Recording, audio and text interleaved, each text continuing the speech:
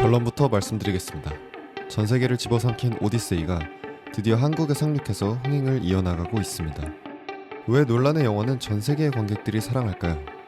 그 이유는 논란의 영화가 쉽기 때문입니다. 아니, 복잡하고 머리 아프기로 유명한 논란 영화가 쉽다고? 이게 무슨 말이냐면, 논란의 영화들은 소재가 어렵지 목표는 간단합니다. 인셉션은 다중 꿈과 복잡한 세계관을 다루지만 그 목표는 간단합니다. 가족을 다시 만나기 위해 경비가 삼엄한 곳에 잠입하는 이야기죠. 메멘토도 시간을 역행하는 복잡한 교체 편집으로 악명 높지만 실상은 간단합니다. 기억상실증에 걸린 남자가 아내를 죽인 범인을 찾으려는 이야기. 어려운 상대성 이론을 다루는 인터스텔라는 우주 탐사를 떠난 아빠가 딸을 만나기 위해 돌아오려는 이야기. 오디세이와 그 원작은 말할 것도 없이 역사상 가장 단순한 내용입니다. 집으로 돌아가려고 애쓰는 왕의 이야기. 즉, 주인공의 목표가 처음부터 아주 명확하고 잘 바뀌지 않는다는 것. 그것도 가족이나 사랑처럼 마치 디즈니 같은 보편적 감정을 기반으로 한다는 것. 다시 말해 상업 영화의 틀을 절대 버리지 않는다는 뜻입니다. 일부 예술 영화들이 어려운 이유가 뭘까요?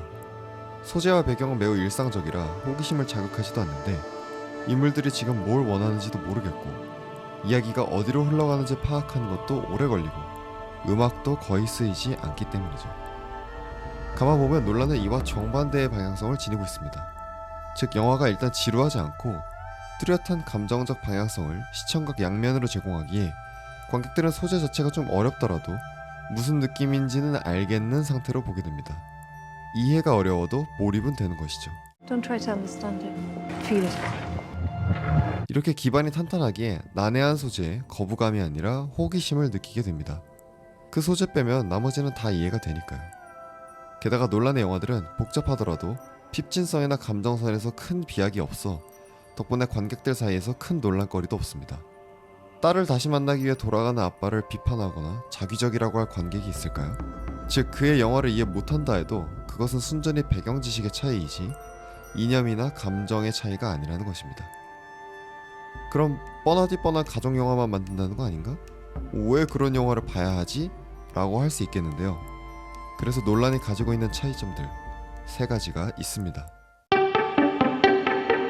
논란하면 빠질 수 없는 것이 실사 효과와 아이맥스 필름에 대한 집착이죠. 현존 가장 거대한 필름과 이를 담기 위한 가장 거대하고 무거운 카메라. 덕분에 엄청난 제작비는 물론이고 촬영할 때도 고생이 이만저만이 아닌데요. 그는 왜 이것들에 그렇게나 집착할까? 여기엔 2가지 이유가 있습니다. 첫 번째, 영화의 목적입니다. 저는 평소에 잘 느끼지 못하는 감각을 제공하는 환기나 체험, 이것들이 예술의 목적이라 생각하는데요. 특히 극장을 매일 가지 않는 대중들에게 영화는 하나의 이벤트죠. 때문에 이벤트에 걸맞는 비일상적인 압도적 광경 제공에 집착하는 논란은 왜 사람들이 영화를 보러 오는지를 잘 이해하고 있다고 볼 수 있습니다. 억만금을 들여 만든 평소에 절대 보고 느낄 수 없는 체험을 단돈 10,000몇천 원에 누리게 하는 전통적인 헐리우드 대작들이 쌓아온 길을 잘 계승하고 있다고 볼 수 있죠. 게다가 아이맥스로 촬영하고 상영하면 헬기가 하늘을 나는 간단한 와이드샷조차 웅장해지는데요. 대대로 하늘에서 내려다보는 뷰는 높은 건물이나 산 정상에 올라간 자만 누리던 희귀한 뷰이기에 이렇게 시야를 꽉 채우는 잘 찍은 하이앵글 와이드샷만으로도 우리에게 만족감을 줍니다. 논란의 영화에서 캐릭터가 빈약하고 기능적이라는 비판이 있는데 전 이 스펙터클 자체가 논란 영화에서 가장 중요한 캐릭터라고 생각합니다. 마치 재난 영화나 공룡 영화도 같은 원리입니다. 하지만 논란이 롤랜드 에머리처럼 재난 영화만 만드는 감독과는 조금 다른 것이, 논란은 초기작부터 언제나 항상 드라마와 인물 내면을 중요하게 다뤘었고 3번째 영화인 인썸니아부터 서서히 스펙터클을 전면에 내세웠습니다. 그래서 스펙터클과 캐릭터가 모두 탄탄하게 갖춰져서 모인 프레스티지나 다크나이트 같은 명작을 만들어내기도 하는 것이죠. 그런데 여기까지 오면 궁금증이 생깁니다. 이런 눈요기 체험은 CGI로도 할 수 있지 않나? 아바타나 트랜스포머 같은 작품들도 많은데 굳이 실사여야 하는 이유가 뭘까? 여기에는 2번째 이유가 있습니다. 2번째 이유는 CGI의 한계입니다. 눈부시게 발전한 CG는 상상만 하던 것들을 현실로 불러왔지만 그린스크린 앞에서 촬영한 경우 반사광 등을 제거하고 합성하는 등 노가다 작업이 필수적입니다. 완성도에 상한선이 없고 많은 사람들을 투입해 긴 시간을 작업할수록 점점 더 좋아지죠. 하지만 칼같은 스케줄에 쫓기는 대작들은 하청에 하청까지 끌고 와도 시간이 부족합니다. 그래서 대체로 제작사 측에서 CG 회사를 마구 쪼아서 늦게까지 작업시키고 제작사는 촉박한 기한 안에 미완의 결과물을 전달하는 루즈루즈 구조가 만들어집니다. 심지어 아무리 잘 만든 CGI여도 불, 연기, 물 같은 불규칙한 자연물이나 생물의 질감과 조명 반사 등을 묘사하는 것은 굉장히 어려운 일인데요. 너무나 정갈한 시뮬레이션 때문에 뭔가 인공적이라는 느낌을 피하기 어렵습니다. 또한 마치 애니메이션처럼 철저하게 의도를 가지고 작업한 것만 보여지기에 실제 상황에서 예상치 못하게 일어나는 상호작용과 효과들도 부족하죠. 예를 들어 인셉션의 복도씬처럼 기이한 물리작용은 책상에 앉아있는 애니메이터가 상상해서 만들기에 쉽지 않습니다. 그래서 놀란은 복도를 직접 만들어 배우들을 집어넣은 다음 굴렸고 덕분에 그전에 아무도 보지 못한 새로운 광경을 만들 수 있었습니다. 오펜하이머의 원자 움직임을 나타내는 장면들도 모두 실제로 만든 특수효과들이어서 처음 보는 비주얼의 생경함과 실제 물리효과의 역동성을 모두 잡을 수 있었다고 하죠. 또한 그린스크린이 아닌 실제 태양과 바람을 맞으며 찍으면 감독의 비전을 공유하기도 쉽고 배우들이 촬영에 더욱 몰입하기도 쉽습니다. 아무튼 이런 이유들로 무제한의 자유도를 허락받은 놀란은 IMAX 카메라를 든 채 비행기를 공중에서 분해시키고 여객기를 창고에 충돌시키며 배를 직접 만들어 바다에 띄우고 핵폭발까지 재현하는 것입니다.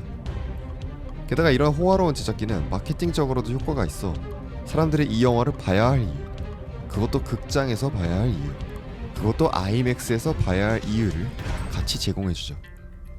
천편일률적인 히어로 영화나 재난 영화의 스펙터클과는 다르게 매번 다른 종류의 생생한 스펙터클을 보여준다는 것도 논란의 장점입니다. 여기에는 한스 짐머나 고란손을 위시한 압도적인 OST들까지 포함되죠. 하지만 단지 돈으로 구현한 스펙터클만 있다면 다른 감독들과 비슷한 평가를 받았을 터 논란의 영화를 정말로 특별하게 만들어주는 요소들은 또 있습니다.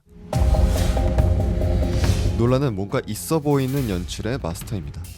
특히 푸쉬인 인서트는 그의 장기인데요. 큰 의미 없어 보이는 물체를 느릿하면서도 서늘하게 비추는 느릿한 푸쉬인은 미스터리를 강조하면서 뭔가 더 거대한 것을 들여다보는 듯한 암시를 줍니다. 대표적인 예가 인셉션의 토템 혹은 오펜하이머에서의 빗방울과 우라늄 샷입니다. 논란은 매 작품마다 이런 의미심장한 이미지들을 뽑아내곤 합니다. 또 다른 그의 장기는 플래시백과 교차 편집입니다. 이건 앞서 말한 푸쉬인 인서트와 같이 사용되기도 하는데요. 처음 봤을 때는 아무 의미 없는 뜬금없는 장면처럼 보이지만 후에 나오는 다른 장면과 연결되면서 비로소 그 의미를 지니게 되고 이때 다시 한번 보여주는 약간 변형된 플래시백은 완전히 다른 인상으로 다가오게 됩니다. 특히 논란의 플래시백은 소리나 슬로우 모션 등을 넣지 않고 이미지만 순간 보여주며 순간 뇌리를 빠르게 스쳐 지나가는 듯한 느낌을 잘 전달하죠. 즉 논란은 화려한 스펙타클이 아닌 저예산의 장면으로도 관객의 시선을 끌고 궁금증을 유발, 기대감을 늘리는 데에 능하다는 것. 그의 저예산 초기작들이 아직도 회자되며 이를 증명하고 있죠. 흥미로운 소재와 스펙터클 마케팅이 관객들을 극장으로 끌어들인다면 이런 있어 보이는 연출로 만든 미스터리는 영화 초중반의 흡입력을 유지시킵니다. 그리고 후반부는 또 다른 요소가 전담하게 되는데요. 일반적으로 무언가를 구매할 땐 최대한 꼼꼼히 알아보고 사죠. 그런데 내용 자체가 상품인 영화는 자칫하다간 보기도 전에 내용을 다 알아버리니 그 상품에 대해 완벽히 알지 못한 상태에서 자신의 돈이나 시간을 지불해야 합니다. 따라서 관객들은 완전히 낯선 영화보다는 어느 정도 예상이 되는 영화들을 선호하는데 그렇다고 뻔한 걸 2시간 동안 보고 싶지는 않아 하는 상당히 까다로운 특성을 가집니다. 마치 정말 예상치 못한 깜짝 이벤트는 부끄럽고 싫지만 서프라이즈한 선물 자체는 원하는 애인 같죠. 이런 상황에서 논란은 아예 내용을 최대한 감추는 방법을 택합니다. 그의 최근 작품들 예고편들만 봐도 영화가 어떤 느낌인지는 알려주지만 적의 정체나 대립구도 등을 아주 구체적으로 풀지 않습니다. 하지만 논란이라는 이름을 걸고 무언가 대단한 것을 보여줄 것임은 약속하기에 이런 까다로운 소비자들을 심지어 예고편도 안 본 사람조차 극장으로 이끌고 있습니다. 게다가 논란 스스로도 뻔하지 않은 전개를 매우 선호하는데요. 여기에는 2가지 방법이 있습니다. 내용을 꼬는 것, 그리고 형식을 꼬는 것. 내용을 꼬는 것의 대표적인 예시는 반전입니다. 거의 대부분의 논란 영화는 반전 요소를 하나 이상 가지고 있죠. 엔딩을 반전으로 끝내며 뒤통수를 칠 때도 있지만 반전 자체가 영화의 핵심은 아니어서 보통 미드포인트나 후반부에 반전을 주며 이어질 내용이 어떤 국면이 될지 예상 못하게 만드는 용도로 많이 사용됩니다. 대표적인 예시가 다크나이트에서 조커 취조 장면이죠. 형식을 꼬는 것의 대표적인 예시는 메멘토나 덩케르크, 인셉션, 오펜하이머. 이들의 공통점은 서술 순서를 비틀고 복잡한 교차 편집을 활용한다는 것인데, 이 방법은 간단한 이야기도 훨씬 더 고차원적으로 예측하기 어렵게 만듭니다. 데뷔작 미행 때 경제적인 이유로 교차 편집을 사용한 놀란은 이후 모든 시리즈에서도 교차 편집을 애용하는데요.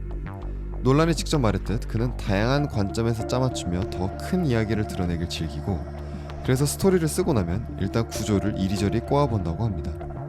이야기의 구조적 설계에 집중하는 그의 모습은 마치 수학자나 건축가 같은데요.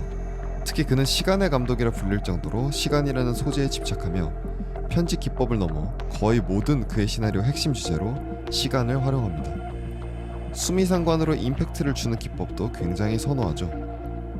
하지만 이런 플롯 구조 중심의 작법은 단점도 있는 것이, 이야기에서 캐릭터가 평면적이고 기능적으로 느껴진다는 평을 듣기도 하고 너무나 복잡해서 이해가 안 된다는 혹평을 듣기도 합니다. 하지만 논란의 탁월한 점은 아까 말했듯 이런 선택들이 핵심을 방해하지는 않는다는 것이죠. 플롯이 복잡하거나 인물이 단순할지언정 핍진성이나 감정선을 파괴하진 않아서 관객들 사이에서 대립의 여지가 크지 않습니다. 또한 복잡한 내용일지언정 중원부원이 없고 늘어지는 부분도 적죠. 관객이 이 이해되지 않음을 오랫동안 깊게 곱씹도록 두지 않습니다. 즉, 아까 말한 논란이 제공하는 스펙터클과 탁월한 연출로 인해 관객들이 정확하게 이해하지 못하더라도 무언가 대단한 것을 보았다는 느낌은 주고, 덕분에 관객들은 집에 와서 이에 대해 더 파헤치고 싶어지죠. 마치 그의 영화를 이해하는 것이 하나의 지적 유희로 변합니다. 놀란은 분명 완벽한 감독은 아닙니다. 리들리 스콧처럼 미술적인 미장센을 만드는 취향도 아니고, 스필버그나 루카스처럼 몇십 년간 이어질 프랜차이즈를 설계하지도 않습니다. 격조 액션씬에서 유독 허술해지는 모습들도 보여왔고, 각본을 담당하던 동생 조너선 놀란이 나간 빈자리도 느껴지긴 합니다. 하지만 그의 영화는 다양한 스펙터클을 약속하며 사람들을 극장으로 이끌고, 스펙터클이 없어도 미스터리를 자아내고 압도감을 전달하는 데에 뛰어나며 이야기 자체를 꼬아서 관객들에게 예상치 못한 지적 즐거움까지 제공합니다.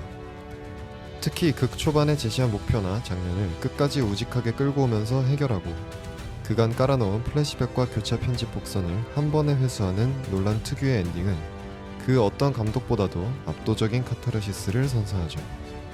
즉, 영화 보기 전, 영화 초중반부, 영화 후반부, 관람 이후까지 모든 방면에서 즐길 요소가 모두 존재하는 대단히 균형 잡힌 영화를 만듭니다. 영화가 다른 예술과 다른 점이 카메라, 편집, 음악이라 생각하는데, 그는 이들의 매력을 모두 극대화하는 영화를 만들고 있죠. 사람들이 영화를 극장에서 보는 이유를 이해하고 상업성과 작품성을 모두 잡은 몇 안 되는 감독입니다. 더 놀라운 것은 매번 색다른 영화들을 항상 수준급의 완성도로 2-3년 간격으로 꾸준히 만들어낸다는 엄청난 성실함과 체력이죠. 작품 공개가 곧 거대 IP 프랜차이즈급의 전세계적 이벤트가 되는 현존 유일한 감독, 크리스토퍼 놀란. 그의 신작인 오디세이와 그 이후까지 앞으로도 꾸준히 이 영화적 놀라움을 선사해주길 기대해봅니다. 영상을 재밌게 보셨다면 좋아요, 더 많은 영상을 보고 싶으시면 구독 부탁드리겠습니다. 지금까지 앱씨였습니다. 감사합니다.